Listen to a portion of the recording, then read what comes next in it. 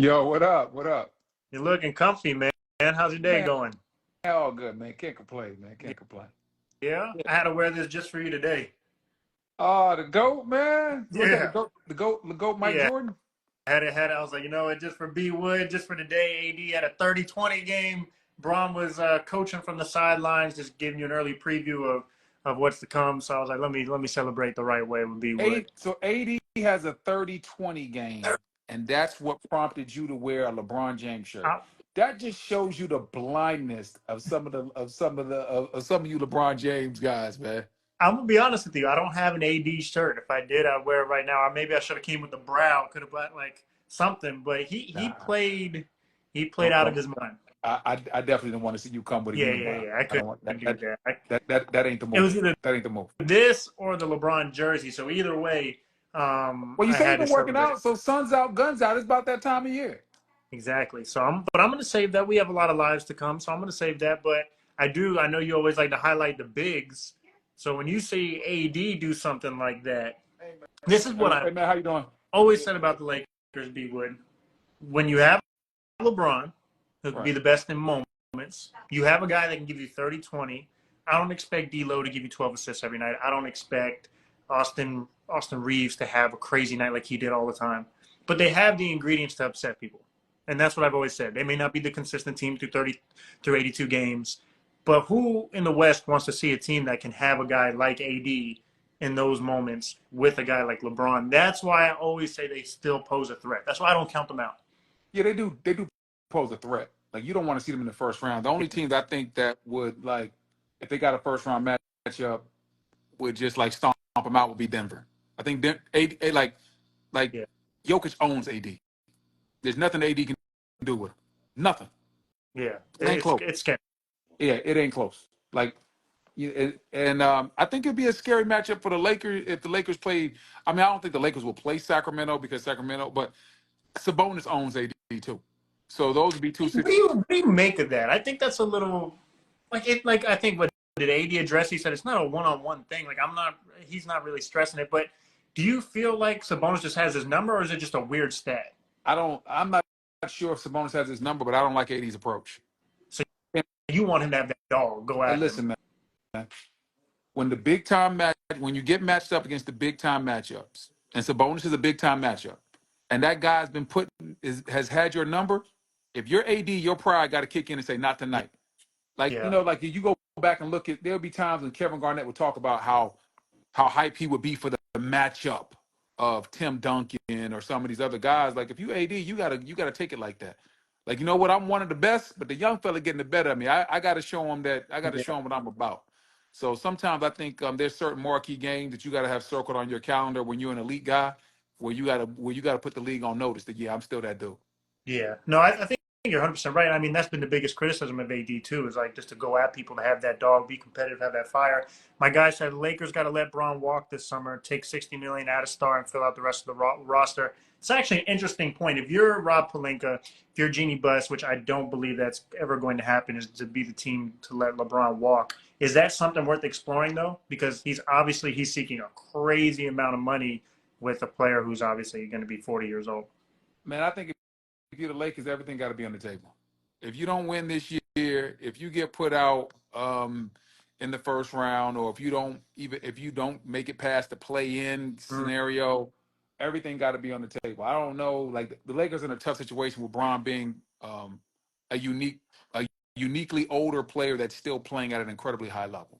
that's the thing. Yeah, that's the thing. He's not just a So brand. He's still it's there. I wish I had the answers for the Lakers. They've leveraged a lot of their picks. It's gonna be when Braun does leave, it's gonna be tough sledding for the Lakers. So I'm not sure if they want to kick that off right now.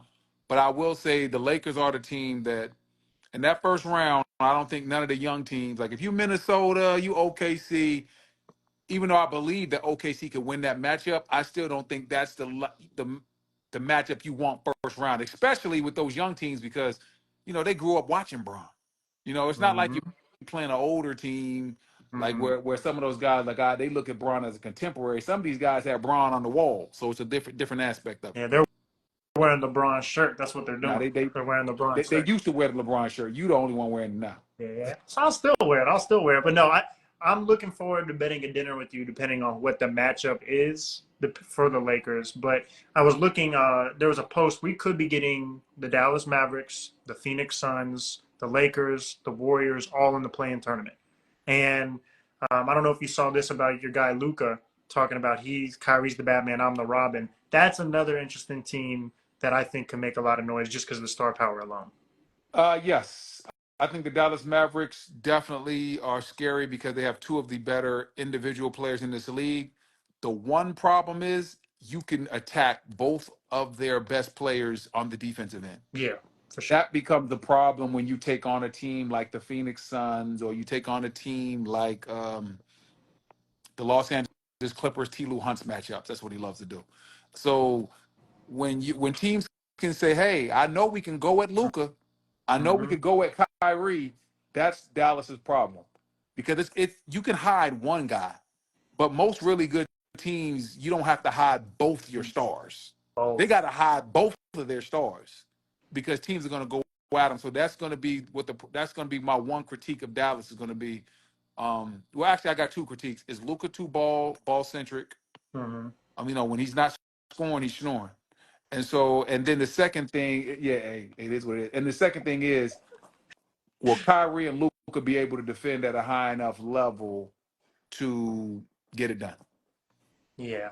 No, they have more questions than answers, but they have the talent to yeah, For sure. both can drop 40 For sure. any given night. Now, last week I didn't get to talk to you. Appreciate the love. Um, Last week I didn't get to talk to you. Kyrie Irving hits what is it, the left hook at the free throw line on your man Incredible. on a seven Incredible. footer. Incredible. Most skilled player ever. Yes, without a doubt. Kyrie Irving's without a doubt the most skilled player ever. Without a doubt, Kyrie Irving is the most skilled player. Just because you're the most skilled doesn't mean you're the That's best. true. Right. Like, it's kind of like, and I saw LeBron talking about this guys talking about having a deep bag. Mm, There's guys that have a deeper bag than LeBron, but they're not better than him. for sure. You know what I'm saying? And so like a guy like Carmelo has a deeper bag to score than LeBron, but he's not better than LeBron. Mm-hmm. And so when I say Kyrie is the most skilled ever, that doesn't mean that just because he's the most skilled, I think he's better than Steph Curry or he's better than Magic Right. Johnson. I'm just saying, hey, this guy skill-wise can do everything. He goes left, he goes right. He has in and outs, he has crossovers, he has counters to crossovers, he has behind the backs to step backs, he has floaters with his right hand, floaters with his left hand. He fades left, he fades right. There is not a move in the book that he cannot make. It's And crazy. he, like I said, Allen Iverson was a better athlete, but Allen Iverson would even say, like, yo, Kyrie has a better skill set. Mm-hmm. Like, there has never been a guard as skilled as Kyrie Irving. Never, ever. And to think that people don't even put him, like you said, there's a difference between skilled and best. But when you're the most skilled player of all time, he's not even considered one of the best point guards. Like they were talking about the Olympic team Right. and Kyrie Irving showing interest. People think about obviously Steph Curry. People put Luca as a point guard. People even mention John Moran and Brunson now. And there's a lot of great point guards. But Kyrie's still one of the best point guards in the league. Yeah. I think if Kyrie is not on the Olympic team, I don't think it will have to do with his skill set or Mm, if guys are better than him. They're thinking of like the overall makeup of the team. yeah. You know what I'm saying? It's like if I've got Steph Curry or whoever on the team, right? Maybe I'm trying to balance out the team and I put Drew Holiday on Right. there. That just because I put Drew Holiday on the team doesn't mean that he's better than Kyrie. Mm, I just need somebody that's going to defend and be able to hit the corner three, and that's something that Kyrie doesn't offer. right. You know what I'm saying? Right. Right. Right. It's Right. it's Fit. it's, it's the Olympic team. You got to have your scorers, but then you got to have those guys that are defensive minded and are able to get after it, and then you got to have those guys that they don't care whether they play 5 minutes or 35 minutes. Like you got to have all that mixed into it. You have to make this a team. It just can't be an all-star team. We saw last time when we went over there that guys were getting pissed off they weren't playing, and Mm-hmm. everybody ain't gonna play. Everybody's not. You're not gonna play like you used to play, like when you were with your home team. So it's gonna be a little bit different. But Kyrie definitely doesn't get the respect that he deserves, and a lot of that comes down to personality and temperament Right. because of he didn't want to take the he didn't want to take the shot, you know, because of some of the things that he said last year that upset, you know, the Jewish community.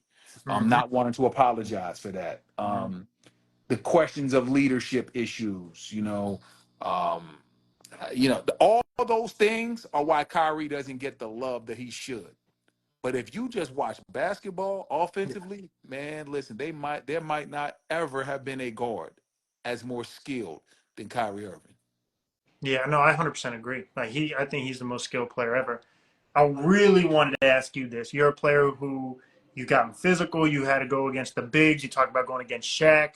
You know what it's like to do the dirty work. You know those players that are kind of just more physical, wired a little differently. Draymond Green. Talk to me about Draymond Green. He's obviously incredibly intelligent, great defensive player, has a great resume. He's been a part of some historic teams, obviously the Golden State Warriors and what they've been able to accomplish. Did you see the most recent? I forget who it was with, where he hooked another player, and people are like, Against okay, this Miami, is. was it against I Miami? think so. Yeah. Yeah, I think it was against Miami.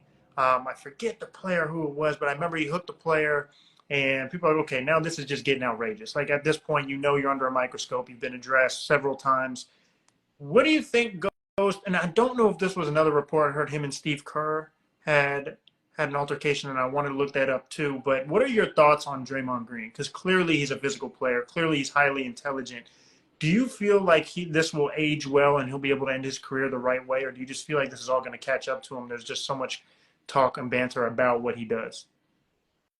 I feel like Draymond is one of the smarter players we have in this league. He's one of the best defensive players that has ever come through this league. Um, I think he's under a lot of pressure because of things that he's done.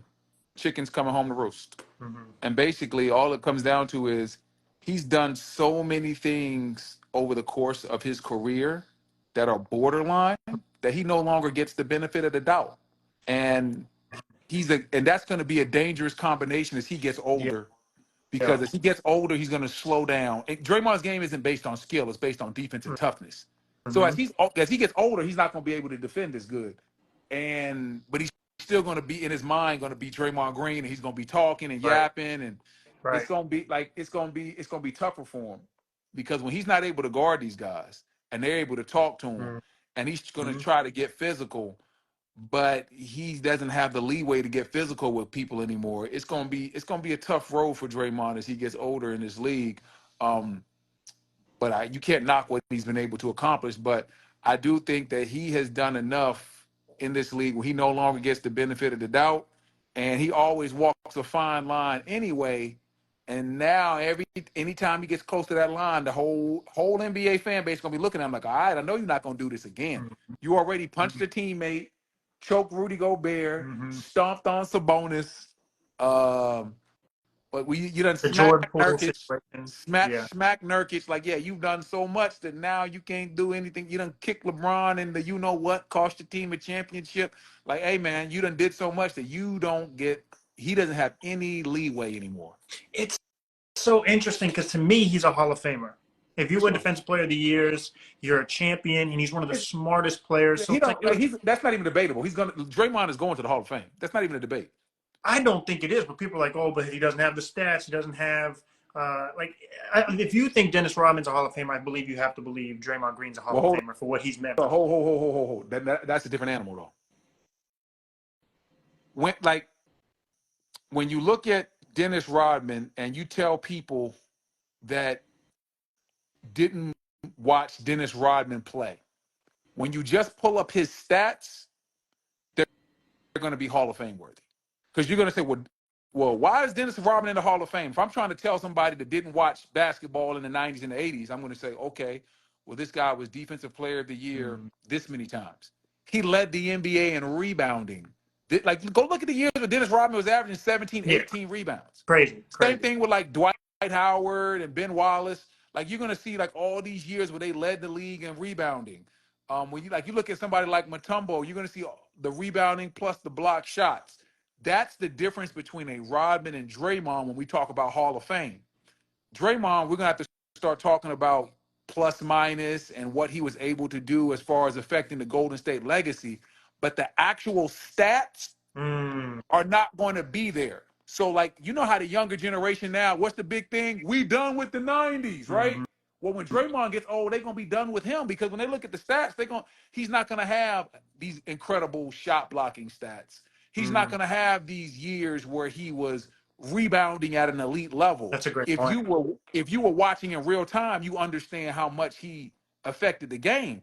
But man, 20 years from now, when I'm trying to tell my grandkids about how Draymond Green was a great defender, they're gonna look at the stats and be like, "This dude, Yeah, like this the dude that you think is a Hall of Famer?" right. They're gonna be telling me it's just the way the kids are talking about we done with the 90s. That's how they're gonna be talking about Draymond, simply because the defensive numbers aren't gonna look gaudy. But that's Mm-hmm. not a diss, because if you look Right. in real time, we are Draymond is Draymond was the second most important part of the Golden State dynasty. I agree. Steph's number one, Draymond's number two, because they would never be able to play small Without ball and Dray. defend without Draymond. Right. Without Draymond. So like, but it's going to be really hard to tell somebody that when you start looking at it, like I said, 20 years from now, and I start telling them about how great defensively he is, and they start stacking him up to Rodman or Ben Wallace. Defensive Player of the Year's award. That's the thing that's going to Well, save he him. only has one. He has one or two. I thought he only had one. I think you're probably right. I think he has And I one. say Man. only one. How disrespectful is that?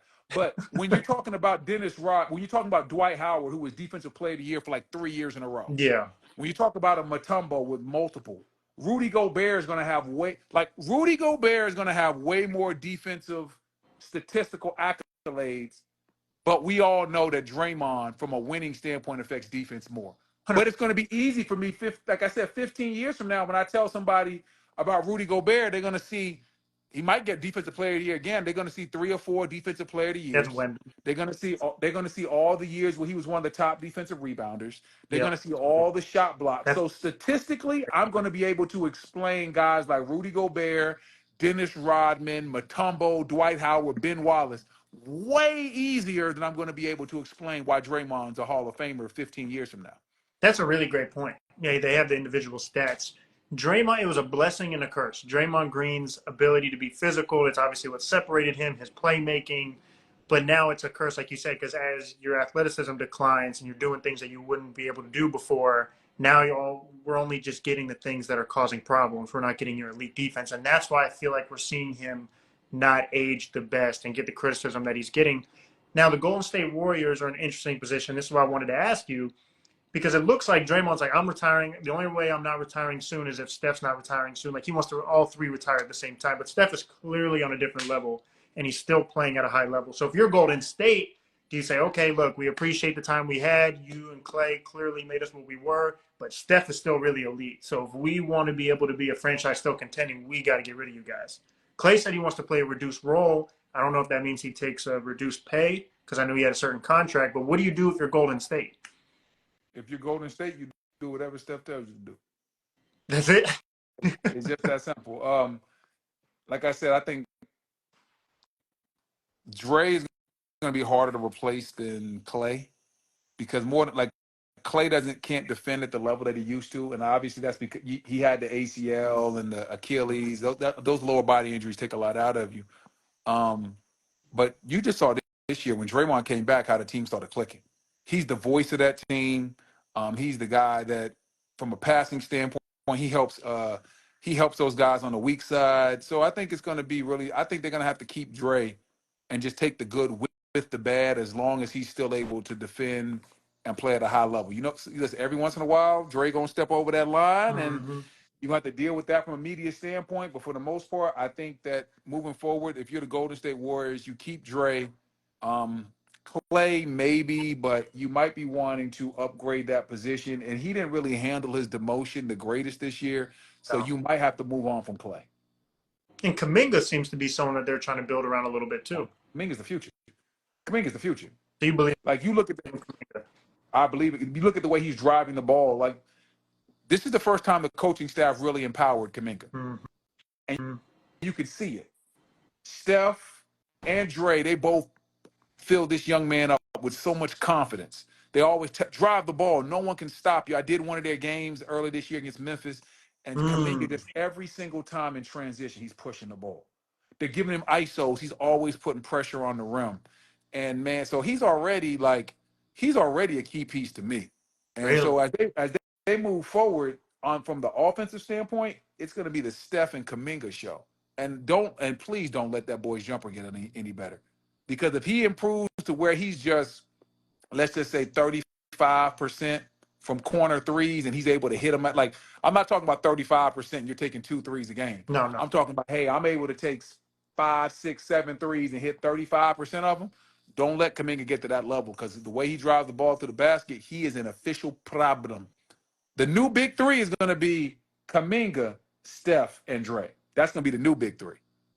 And you remember when they didn't play Kuminga, and he was a little frustrated about that. Hell yeah. Ever since that happened, he's taken it to another level. Man, do you know how, like, the NBA sometimes isn't fair, because they want you to play a role Mm-hmm. because it's a team game, but sometimes you're better than that role. Mm-hmm. And if you're Kuminga, it's like, nah, coming off the bench and setting a bunch of screens, yeah, that's cool, but I'm way better than that. And that's Mm-hmm. where the business comes in, and guys get frustrated, because if I'm just setting screens and I'm better than that, when it's time for me to get paid, the team ain't gonna say, well, we know you can do more, so we're gonna pay you more. They're gonna pay you like you just a screen setter. Right. And Kuminga was like, nah, fam, give me the rock. Let I me could. boogie. And the coaching staff wasn't trying to hear that, but now they've tweaked that offense. Instead of him just setting 1,000,000,001 screens, they put the ball in his hands in ISO situations, and they let him get off. And it's like, sometimes in the NBA, it's not fair. You're capable of doing that, but you're held back because of a team aspect. And some guys don't handle that well. Shout out to Kuminga. He's flat out said it, like, yo, man, I can do more. And now he is. I was just about to ask you that. You've been on the roster. Not everyone knows the politics behind being on an NBA team, and the egos and the managers and the contracts. It's obviously more than just talent. Have you seen players make or break their career because they thought they could do more and it just didn't work out in their favor?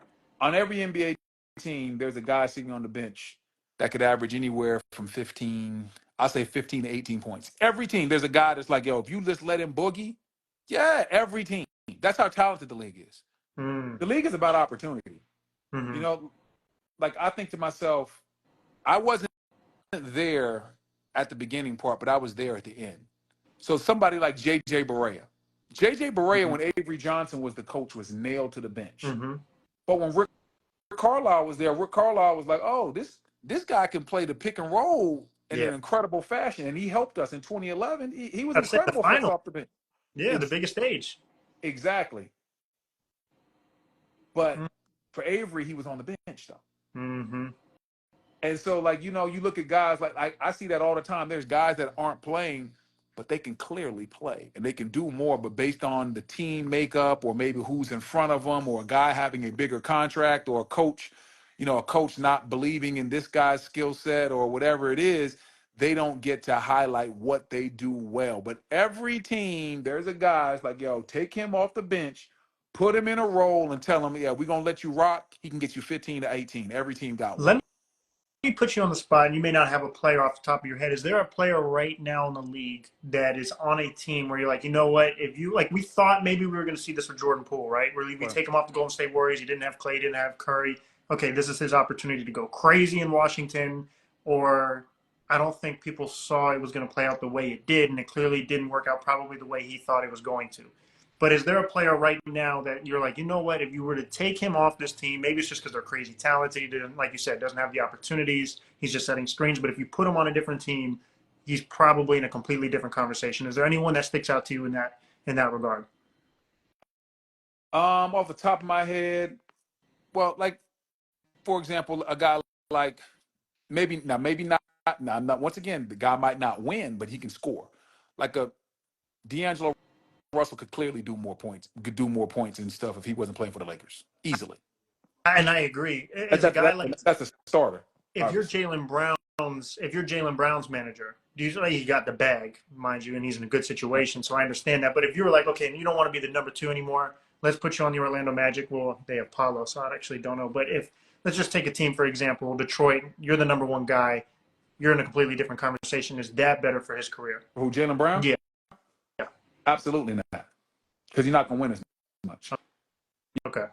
you're not going to win as much. Like if Jaylen Brown left Boston and went to Detroit and put up numbers and didn't win, no one would care. You know who did that? Who did that? Grant. Grant went to Detroit, averaged about 23, 24 That's points a right. game, whatever, and nobody cared. Nobody. Nobody cared. Because as much as I love Jaylen Brown, he's not good enough to turn Detroit around. You No. know what I'm saying? And so, like, I think he's really good, but he's in the perfect situation right now. Yeah. Perfect. Like, yo, Tatum is properly placed as the number one guy. He's the number two guy. Really good component of a team that has a chance to win a championship. So yeah, I think that's better for him. I'm trying to give you a better example of a guy on a bench right now that could come off and do more. Tyler Hero. He's the type of guy that could do that. We saw one play out, whereas early, like we're seeing right now, Jalen Brunson Left Dallas, goes to New York. left Dallas when he first got to Dallas, whatever. Then when Luka goes down, they're forced to give him more of an opportunity. Mm-hmm. He excels in that, and then he goes on to play with the Knicks, and it's boom. He's one of the best point guards in the league. Like there's a lot of stories like that if guys get opportunity. You know, like there's a lot of young guys like, yo, this young guy can play, man. Like if Jaime Jaquez was on a different type, like Jaime Jaquez could average 15 in this league right now. Mm-hmm. Right now, he's a problem. But Miami Heat, Jaime Jaquez is the perfect example of a guy like, yo, like, yeah, he comes off the bench, blase, but yeah, he could get you. If they were running exclusive offense through him, yeah, he could get you buckets. Yeah, he get you 15, 16, easy. That's how talented the league is. That's how talented the league is. They got every. There's some guy on the team. Now, once again, there's a difference between winning and losing. Like yo, if you gave Michael Porter Jr. more shots for Denver, he could easily average, 23. Easily. He's that man is 6'10", 6'11" with the Shooting wettest threes. jumper in the best form in the league. Like every team got a dude like that. Yeah. Whether he's a starter not getting enough shots or whether he's on the bench and he's not getting enough minutes. Every team got a guy where like, yeah, if I gave him more opportunity, he'd easily exceed expectations. D'Lo's a good one. I think people were curious if Austin Reeves was going to become one of those. If he left the Lakers, what do we see from Austin Reeves? As if he would never be like a number one on a team or probably even number two. But if he were to go to another team for the money and just get more shots, what could he become? But he's a player that I think it makes sense for him to stay. Matter of fact, we're missing the obvious one. Who? We saw it already. He's going to be the sixth man of the year this year, Malik Monk. Malik Monk. I live in Charlotte. He was nailed to the bench. Malik Monk was nailed to the bench in Charlotte. 100%. He's been nice out of Kentucky. Hey, bro, Malik Monk was a bucket. Yeah, but he's been a bucket for a while too. Charlotte, he just wasn't given the opportunity to be what he could be. Yeah. I mean, some nights he was beside the Gatorade and the Dentine. Like he was nailed to that bench. And now you see him when he was a free agent. He even talked about it. He was a free agent and his phone wasn't even ringing. He gets an opportunity with the Lakers. He maximizes that.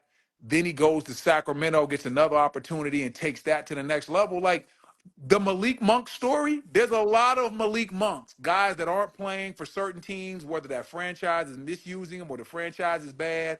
And next thing you know, you put them in the right situation and boom, they're cooking. Malik Monk didn't just have some secret summer workout. He been this. Yeah, he's been like that. And he showed it even when it mattered most in the postseason when they were playing Golden State. Yeah. He was going crazy. Yeah, Malik Monk is probably the best example of a guy that was not playing or not getting a lot of love and fanfare. And now you see him for Sacramento just killing every time he come in. B-Wood, before I let you go, is there anything else that you got to let the people know? Anything that's sticking out to you? What's to see? What's to look out for? Man, I'm gonna look and see how things been going down the stretch. I've been fresh off college basketball, man. I did the tournament last week. So how's that been, by the way? That first day's tough, man. We had to call 4 games. Yeah. We had a game at noon, 2:30, like 5:45. And man, and then we had a game at like 7:55 tip. And we were in Salt Lake City. So I'm an East Coast guy. So that last game was late for your boy, but it's fun though. I love the tournament. The tournament is seeing. Oh yeah. It's gonna be interesting. It's gonna be college basketball's changed though. Women's college basketball took off. Women's college basketball this year has bigger names than men's college basketball for the first time that I can remember. I'm about to say, when's the last time Yeah, that happened? like women's college basketball has always had big names like Candace Parker and Mm-hmm. things of that nature. But Mm-hmm. normally it's like, oh, well, there's a Candace Parker over here, but then there's like a Jay Will or somebody on the other side. This year it's like, yo, women's college basketball, you got Juju Watkins, you got Caitlin Clark, you got Angel Reese. And on the men's side, it's like Zach Edey is cold for Purdue, but he don't move the needle like the stars on the women's side. Women's basketball this year has more star power than men's college basketball, and it's not particularly No, I'm about to close. say, I don't even think that's even a debate now. Yeah, like the best players now on the college basketball side for men's this year, the best players probably won't be drafted high. When we talk about Zach Edey, he's not going to be a lottery pick. R.J. Davis from my Tar Heels, I love him, and I think he deserves to be picked in the first round. But I'm not sure if he's going to be a first round pick. Right. Like it's totally different. This isn't like in years past where like you got a Zion who is Mm-hmm. box office. We know he's going to be the number one Like pick. Jaw. He's carrying ratings. Guys like John Wall in the past. Like we ain't got that this year in men's college basketball. The women's basketball has the most star power in the college setting right now, and it ain't even close. If you ain't seen Juju Watkins, go see her. She's a buck. I caught her first Yeah. game. I was in disbelief. I Really? was like, "Ooh, bro!" I was like, "Hold on, hold on, hold on." You talking about like she was giving me everything, in and outs, floaters, Mm. fades. Man. Juju Watkins is so cold, so cold, Ooh. so cold. Shout out to women's basketball. B Yeah. Wood, I appreciate you. I know you got a busy schedule ahead. Keep doing your thing. Let me know if you need anything. Appreciate everyone tuning in. Until next time, though, my guy. All right, boss Take man. care.